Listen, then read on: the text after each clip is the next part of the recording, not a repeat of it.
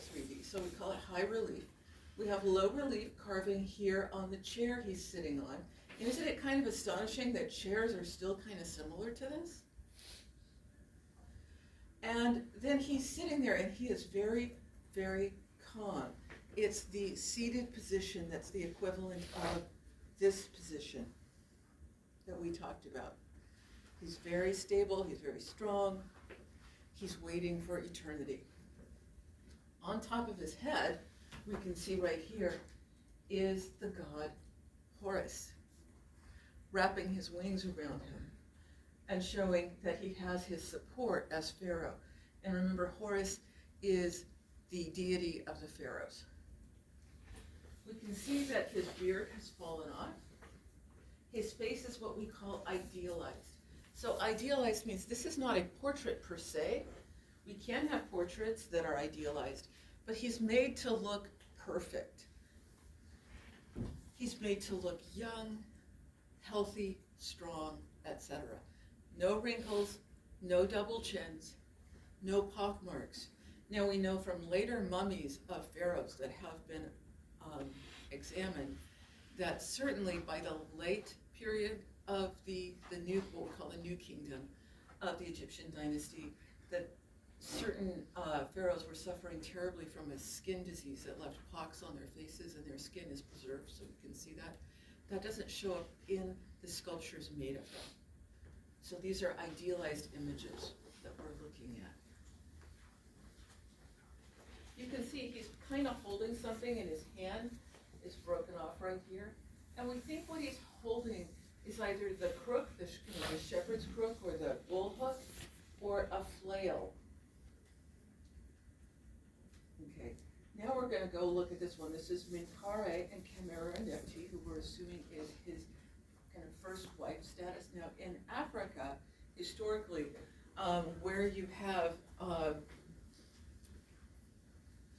many wives to one husband, you have tremendous competition among younger men to have a relationship. There's a lot of pressure. But also the first wife would be considered the most powerful and important wife, and she would kind of direct the others. Now I want you to look at this because this image is kind of interesting. This is Menkaure, this is Khmerennefti, so she stepped back a little bit, and if we take into account that she stepped back behind him slightly, they're pretty much the same size. So we don't have a representation of sexual dimorphism. Now, it's possible that she was a really tall woman, and they're just taking that into account. But in general, they're not doing a lot and trying to indicate specific features that are naturalistic at this point. So we're assuming that that kind of means she has significant social status. And I want you to notice that she has one hand wrapped around his back to support him, and another on his arm to support him. And that means that she's a very, very powerful figure in this scene, in this court, that she's literally supporting the king. Almost like he can't support himself. Interesting to think.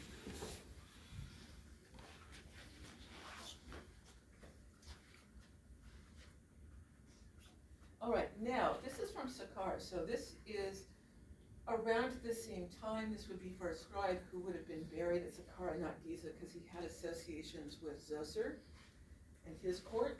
And this is a limestone statue, so not, when we come back here, I forgot to tell you this. So when we're looking at this, this one is made out of gneiss, and this one is made out of greywack. These are very hard stones. These are stones that cool on the edges of a magma chamber in a volcano. And because of that, they're so hard to carve. But it means that they're going to last for an eternity. Limestone, well, you guys know we live on limestone here in Kentucky. Is it a super hard stone? No, it's a soft, squishy stone. So my father-in-law was a sculptor. And when we got a house here in Kentucky, he was like, Carl, would you please consider making me a fountain, because he loved to make fountains, for my front yard? I would so love to have one of your pieces of work. And he said, well, you know, I'm really influenced by the Egyptians, and I don't think I can do it because, you just have limestone here. I was very sad.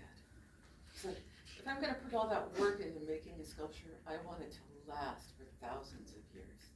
Like it could last for a few hundred, that would be great. Still wishing I had, what was that? Can you say what the stone was called again, that was made of? All I need you to know is that they're hard. They're really hard stones. I just call them what they are because a few of you might be stone geeks, and I wanted to let you geek. But this guy's made out of limestone and then he gets painted. And do you notice anything about his body when we compare him to them? It's not idealized. Yeah, do you see how squishy he is? Look, he's got a little bit of just soft tissue folding down right here. None of that big muscular chest. It's all relaxed. Why? Do you see what his job is? He's just described. He's just described, sitting around all the time writing. It's kind of like us with our laptops and our phones. We're sitting around all the time.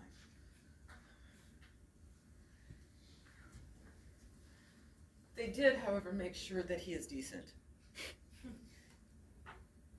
His face is also less idealized, and he's got really big ears, indicating that he's a little bit older. You'll know that our ears keep kind of expanding with age. Our noses too. Yeah. Oh. So enjoy. Enjoy it now while you can, because they're going to get bigger. And you're going to go, wait, I used to look so cute when I wore my earrings. No, I'm not going to do that because that's bad. I'm sorry. Depressing people. All right, so now we are looking at the construction of temples. And this temple complex is a reconstruction of it. When it was made, it was only for a relatively short time. It was this whole massive complex. But I want you to notice we kind of come up this way. We go through this kind of gate with these big, weirdly shaped pyramid forms. They're narrower on the top than they are at the bottom. Those are called pylon gates. P-Y-L-O-N, just like the orange pylon cones on the highway or the road. And we named them after Egyptian pylons. So we can come in, we've got boats that can come in, we can walk over here. We come through this walkway, and now we are in a temple. And we keep going through the temple farther and farther back all along here. This is an axial design feature. So this is axial design right here at work. Notice we've got an intersection here where we have axial design going this way, and then ultimately getting connected with another compound over here, where, look, they have axial design. Okay, so now we're looking at a reconstruction of the Temple of Amun-Ra. So Amun, at this point with an E, and Re, also Amun-Ra, is the sun deity. Really important historically over time. And we have this building with these really huge columns. And up here, we have little clear store areas that are gonna let in some air to move through this building. And we're gonna enter into it after going through the gates, and we're gonna have that axial design. But these columns are much bigger than they need to be to hold up the roof on this building. And so that's an intentional design decision to really emphasize the shape and the surfaces of these columns. And if you notice, just like we saw with Zoser, they have flower symbolism associated with them. These are closed papyrus blossoms and lotus blossoms, and these are starting to open up on their capitals, which remember is the top of what you put on a column. And then notice that they're elaborately adorned and painted. They're covered in hieroglyphics. And they're all dedicated to Amun-Re and to people, wealthy people, pharaohs especially, who make donations in honor of some great event that has been helped along by Amun-Re.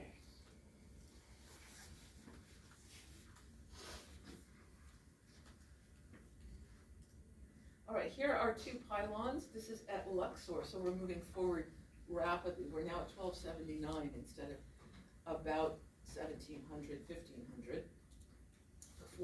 was 2200, before that it was 2400. So we're moving rapidly through time, and yet a lot of the design elements seem pretty similar over time.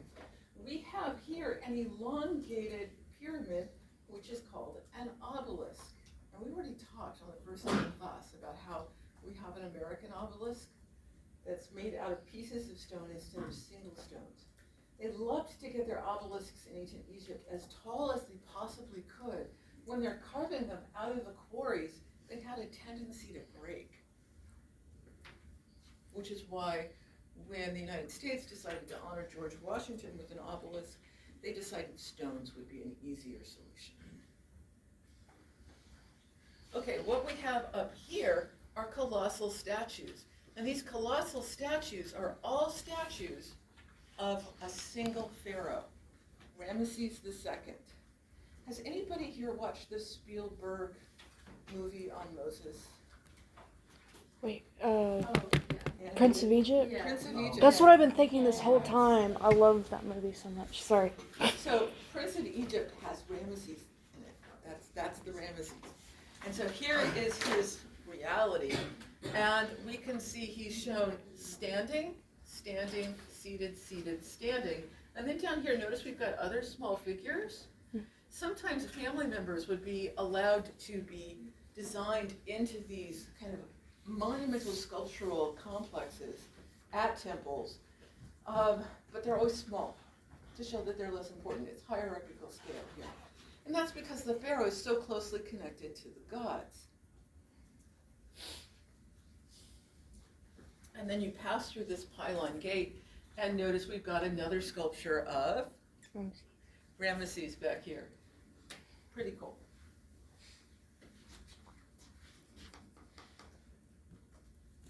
All right, how am I doing it? What do you go for? Okay, let's go and be type. So, one of the things that happened is that pyramids very quickly fell out of fashion in terms of a place to bury people, because we know that they're filling this from their own description. They're historic. They're writing their histories down. We have huge numbers of their clay tablets and then later papyrus explaining what they're doing and how and why. Not always all the information we would like to answer certain questions, but a ton of information is available. And they very quickly found out that pyramids are like big flashing signs going, treasure here, steal me. So they quickly decide it's not a good idea to have anything in one of these funerary complexes. You have sculpture, you have paintings inside these complexes, but you don't have anything of wealth. And very often they would separately bury the body. So the body would be over someplace way out there, and then you have the temple over here. And anybody who wants to worship the pharaoh who died, you go to the temple and you worship them there. And it's this elaborate temple. Now, most of the time, most people remember when we were looking at Giza and we saw the Valley Temple. That's where most people would stop if they wanted to worship the pharaoh in the afterlife and ask for his assistance. Only the family and some priests could go back to the temple that's right by those pyramids. So it's very much following this idea of temples that we've talked about before. And they're getting temples because they are essentially gods. All right, so we're now looking at a tomb of Nebamun. And he is not a pharaoh, but he is an elite member of society, so he gets a really nice tomb. And he's got it beautifully painted.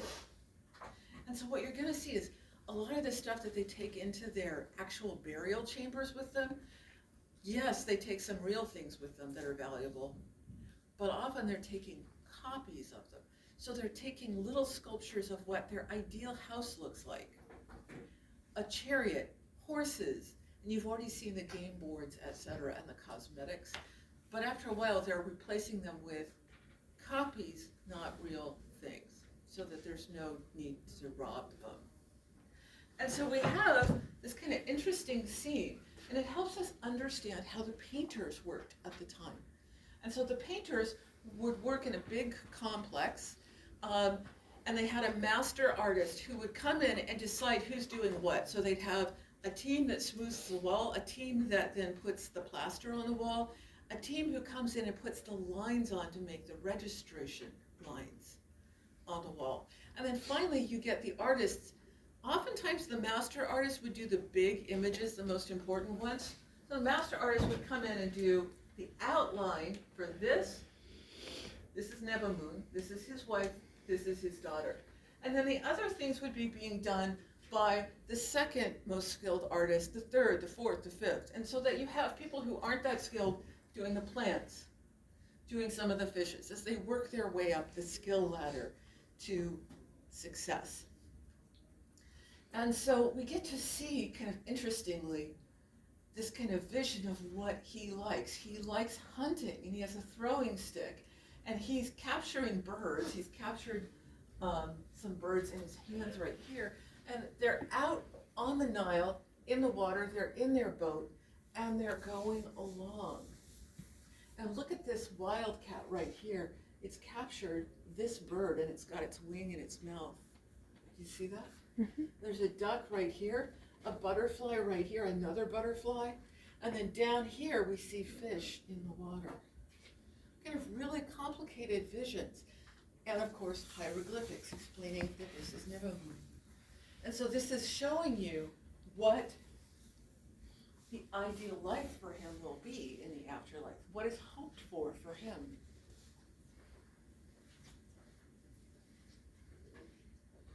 All right, so this is also from his tomb.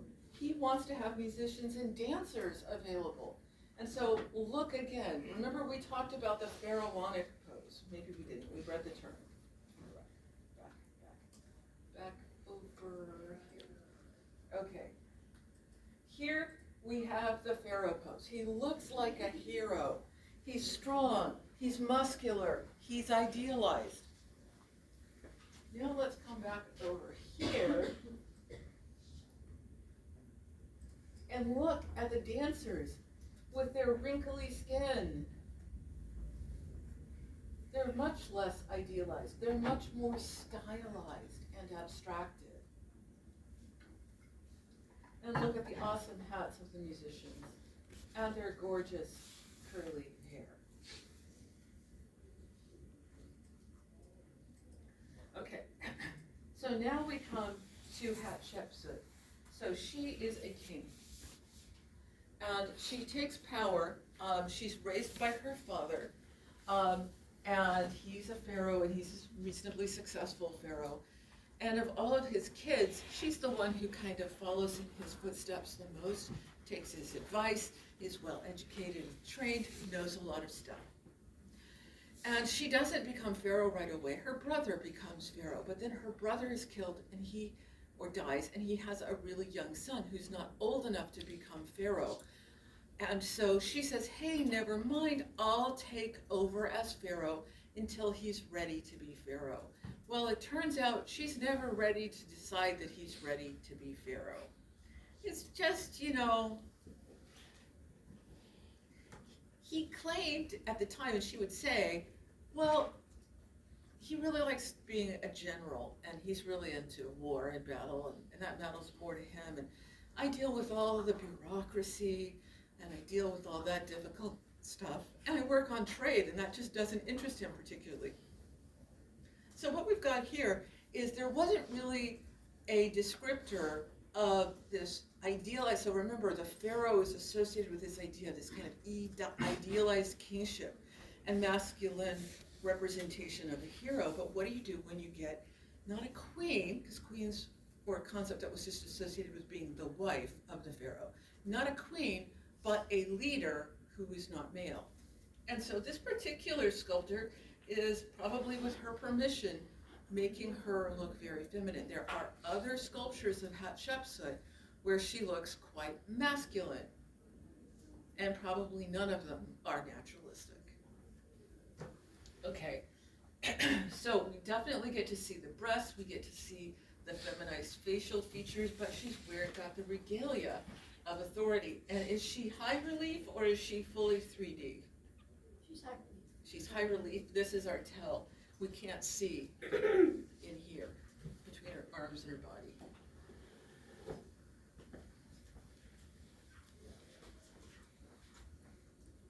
Okay, here she is carved out of granite, heavy stone. She's cracked and broken a bit, and she has offering jars in her hands, and she's wearing more regalia, including the beard this time.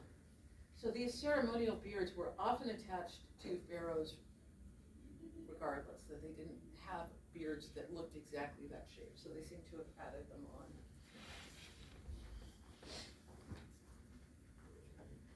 Here is another sculpture, this one more naturalistic, seeming to show an older woman, and she has the crook and the flail right here. Now she decided that it would be very nice as this pharaoh to have her own funerary temple, and so she's already planning that so that's going to be, we're seeing part of the design on it, some paintings and carvings on the wall inside it, right there. So she decides that her mortuary temple is not where she's buried, but just her temple is going to be out in a place that's now called the Deir al-Bahri. And this is a picture I've added in here, but then I realized it makes you feel like there's a huge cliff painting when there is not. It's just showing you stuff inside. Okay, and I want you to notice we have ramps, we have layers, and we have piers. Piers are like columns, but they tend to be rectangular or square.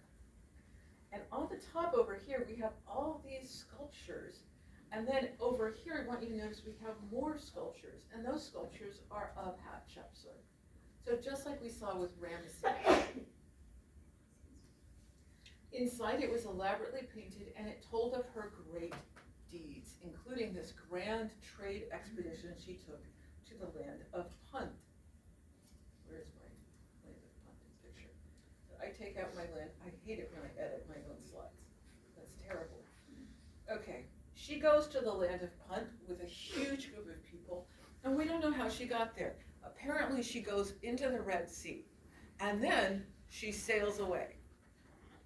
And we don't know. She could have sailed up to Yemen on the Arabian Peninsula. But it seems unlikely. But there are a lot of archaeologists who feel that's the direction she went.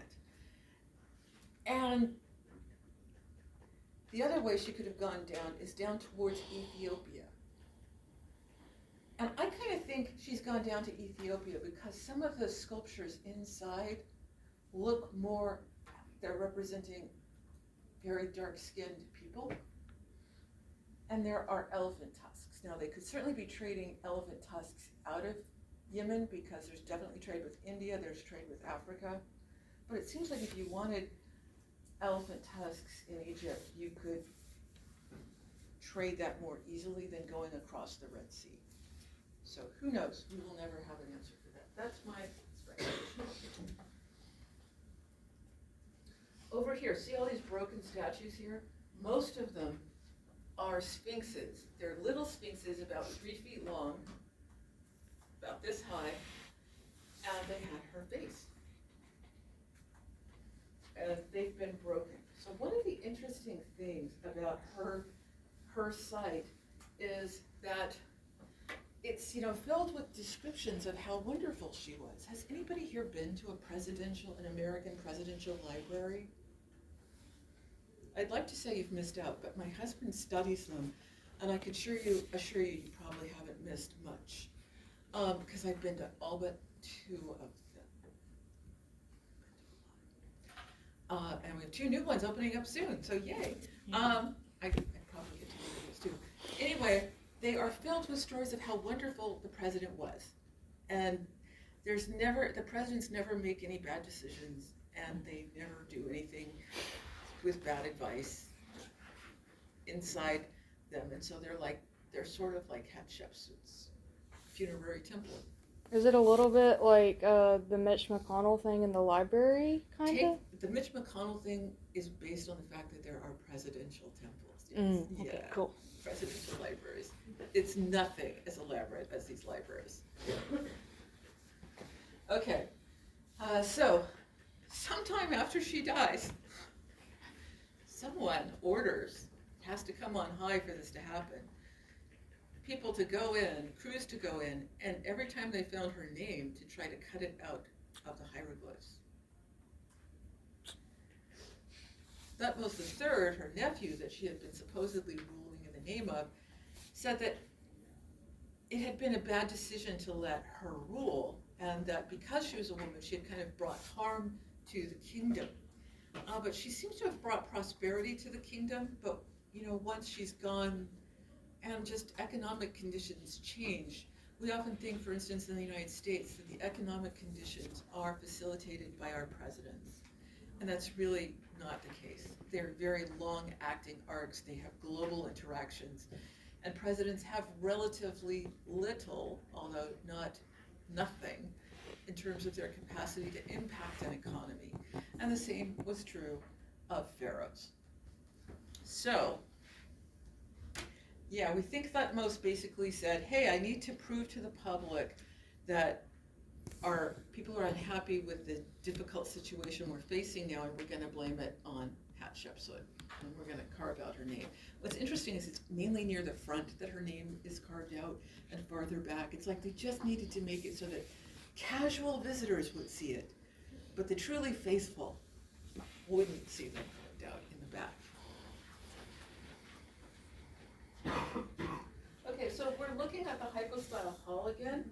This is a little bit after the era where Hatshepsut's great funerary monument was built. And I'd just like to bring it in so you can see, even though they've lost their color, the elaborate designs that are on this axial hypostyle hall. We can see these giant hieroglyphs up here. It's really pretty impressive. And up here again, this is the clear story letting in the light. They would have had a roof over the top. Okay. So here we have, so apparently also in my careful editing of my slides this morning, wrong, I got them slightly out of order. So we get to this guy. He is the builder of Hatshepsut's funerary temple. His name is Senmut, and this sculpture shows him holding Hatshepsut's daughter, Nefrua. This is virtually unheard of in Egyptian sculpture. I want you to notice he's fairly stylized. We see he's kind of wearing a cape or robes that wrap around the little girl and him. And it's not clear if she ever had a relationship or a husband, but it's been proposed that it's actually dad wrapping up around the child. We will never know unless we happen to find Nefrua's remains and his remains, and they're in good enough shape to do DNA analysis. All right, now how am I doing that?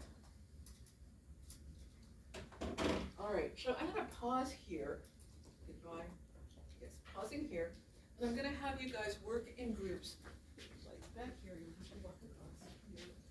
I'm going to have you guys work in groups to write key points. So